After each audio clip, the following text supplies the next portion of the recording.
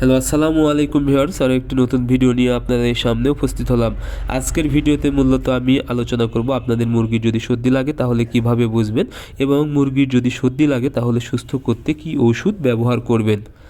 আপনারা যারা মুরগি পালন করে থাকেন বাসা বাড়িতে বা খামারে, সব ধরনের মুরগির একটি কমন রোগ, সেটা হলো সর্দি। হঠাৎ করেই কিন্তু মুরগির সর্দি লেগে যায়। এটা ঠান্ডা বা গরম যে কোনো সময় কিন্তু হতে পারে। এজন্য আপনাদেরকে বুঝতে হবে আসলে মুরগির যদি সর্দি লাগে তাহলে লক্ষণগুলো কী কী। কারণ অনেক সময় কিন্তু মুরগি ঝিম মেরে থাকে বা অন্যান্য রোগ হলেও কিন্তু আপনারা বুঝতে পারেন না, এসে বলেন যে সর্দি লেগেছে বা ঠান্ডা লেগেছে। সেক্ষেত্রে কিন্তু সর্দির ওষুধ যদি দেন তাহলে কিন্তু ওষুধে কাজ করবে না, এতে কিন্তু অনেক সময় মুরগি মারা যায়। এই জন্য আপনাদের সর্দির লক্ষণটা আগে বুঝতে হবে। সর্দির যে লক্ষণ সর্বপ্রথম প্রকাশ পাবে সেটা হলো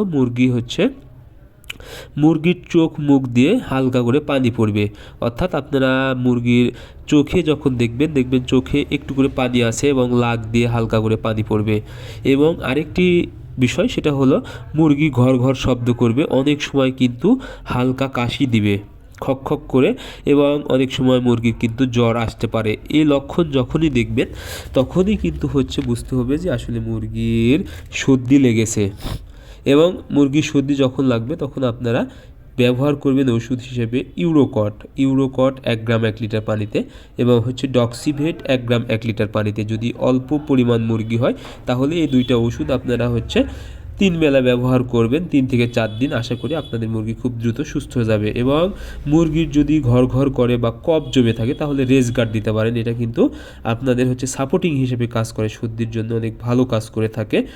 এই ওষুধটা আপনারা একবেলা ব্যবহার করবেন, সর্দির সাপোর্টিং হিসেবে অনেক ভালো কাজ করবে। এবং যদি কফ থাকে বা ঘর ঘর শব্দ করে, এটা কিন্তু অনেক ভালো কাজ করে থাকে।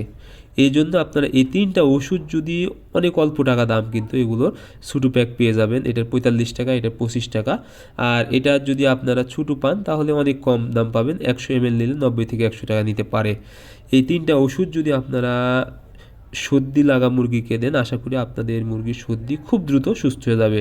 সো আজকে ভিডিও পর্যন্তই। আপনারা আমাদের পরবর্তী ভিডিও পেতে অবশ্যই চ্যানেলটি সাবস্ক্রাইব করবেন। ধন্যবাদ সবাইকে। আল্লাহ হাফেজ।